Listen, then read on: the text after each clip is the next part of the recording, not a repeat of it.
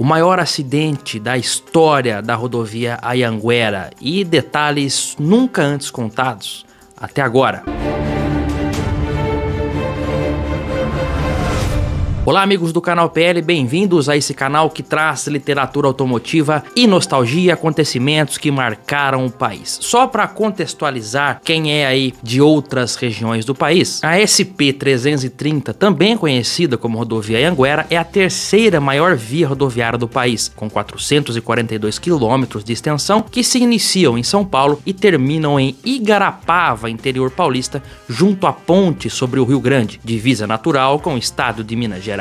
É considerada uma das mais bem cuidadas rodovias do país e cruza aqui a região de Campinas, Americana, Limeira, Araras, Leme, Ribeirão Preto. Ela cruza esse trecho de progresso pujante do interior paulista. Foi precisamente no quilômetro 179, no município de Araras, que o pior acidente da Anhanguera aconteceu. O ano era 1998 e o dia 8 de setembro, uma terça-feira que vinha de um feriado prolongado, né? O feriado de 7 de setembro daquele ano caiu na segunda-feira. A tragédia começou a acontecer na madrugada de terça-feira, por volta das 2h45 da manhã, quando o motorista José Carlos Saraiva perdeu o controle da carreta Scania que levava 32 mil litros de combustível sentido capital interior. A carreta caiu em uma vala no canteiro central da rodovia. A sua carga, que era de 32 mil litros de combustível, era precisamente dividida em 26 mil litros de diesel e 6 mil litros de gasolina que explodiram com o impacto, né?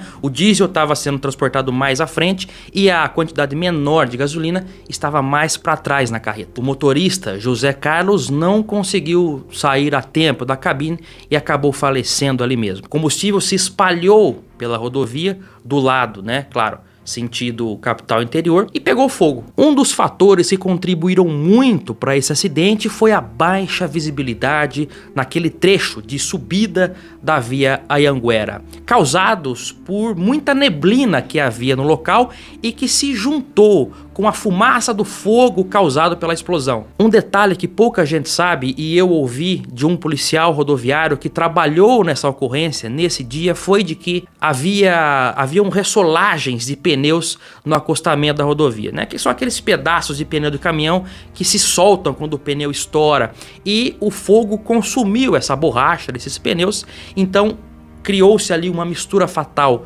de fumaça branca, fumaça preta e também a neblina que estava no ambiente. Na rodovia transitavam dois ônibus que juntos levavam ao todo 98 romeiros da cidade de Anápolis, em Goiás, que estavam voltando de uma excursão. Eles saíram de Anápolis e foram até Aparecida do Norte naquele feriadão e estavam retornando. Uma viagem de mais de 1000 quilômetros, uma viagem longa e cansativa, o que me leva a crer que no momento do acidente a maioria dos passageiros, incluindo crianças e mulheres, estavam dormindo. O que aconteceu foi o seguinte: devido à fumaça e baixa visibilidade que já havia e se intensificou em grandes proporções devido à explosão e em consequência também depois o incêndio, os dois ônibus estavam vindo ali um atrás do outro. E o motorista do primeiro ônibus que estava ali, ele se deparou do nada com o vulto da parte traseira da carreta que estava ainda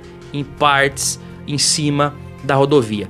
O seu instinto imediato foi tirar para o canteiro central. O que ele não sabia é que a parte da frente do caminhão estava lá. E o impacto foi inevitável. O primeiro ônibus também, após a colisão, explodiu e pegou fogo. E o ônibus que vinha logo atrás acompanhou a manobra de desvio do primeiro e acabou batendo atrás do primeiro ônibus. Um engavetamento ali realmente. Em meio a toda aquela fumaça causada pelas explosões, um segundo caminhão que trafegava no sentido oposto, sentido interior capital, Leme, Araras, carregado de aguardente, popularmente, né, pinga, também se perdeu no meio daquela tormenta de fumaça e caiu no canteiro central, colidindo diretamente com a primeira carreta que havia caído lá. Além desses 4 veículos pesados que se envolveram no acidente, teve também um carro, um Volkswagen Apollo, que derrapou na pista e bateu contra uma placa de sinalização. Felizmente, os 4 ocupantes do carro não se feriram. Ao todo, 55 pessoas perderam a vida nesse acidente, 53 delas no local e 2 no hospital, em decorrência das gravidades das queimaduras, né? Entre essas 55 pessoas estavam o motorista do primeiro ônibus, o motorista do primeiro caminhão e o do caminhão de pinga, que também morreu na hora. O único motorista que sobreviveu foi o motorista do segundo ônibus. As proporções do acidente movimentaram unidades do Corpo de Bombeiros de toda a região e ainda pessoas que passavam pela rodovia. Pelo menos 100 bombeiros de Araras, Pirassununga, Piracicaba e Campinas participaram do resgate e do combate ao incêndio. A Defesa Civil de Araras simplesmente não existia nesse período e foi criada há meses depois, porque o município entendeu que era necessário ter uma equipe desse porte para esse tipo de acontecimento trágico. O prefeito de Araras na época, o Arley Colombini, não quis que os corpos das vítimas fossem colocados em sacos plásticos e solicitou que todos fossem colocados em caixões, o que levou a movimentação grande, porque teve que vir caixão não só de Araras, mas de outras cidades da região, como Rio Claro, por exemplo. Foi necessário também o uso de um caminhão baú refrigerado para levar todos os corpos até o IML de Campinas. Os sobreviventes da tragédia ficaram abrigados em albergues de cidades da região, Araras, Leme, na espera, né, da identificação dos corpos. Imagina que melancolia, porque a identificação dos corpos levou aproximadamente 2 meses, né?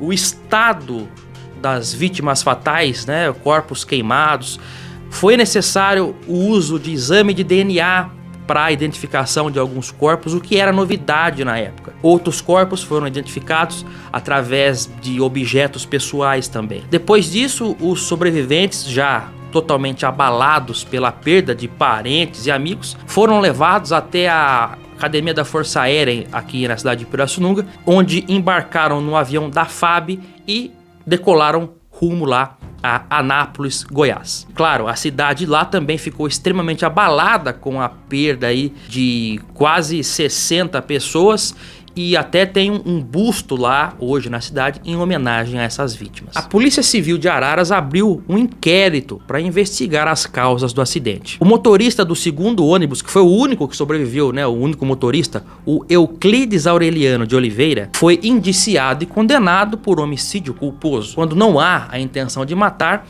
pela morte de 18 passageiros. O acidente dos Romeiros no município de Araras, é conhecido assim, marcou a história negativamente como o pior acidente da rodovia Anhanguera que corta o estado de São Paulo. O nosso respeito às vítimas e os familiares deste trágico acidente e, claro, desejamos que isso não mais aconteça, tá?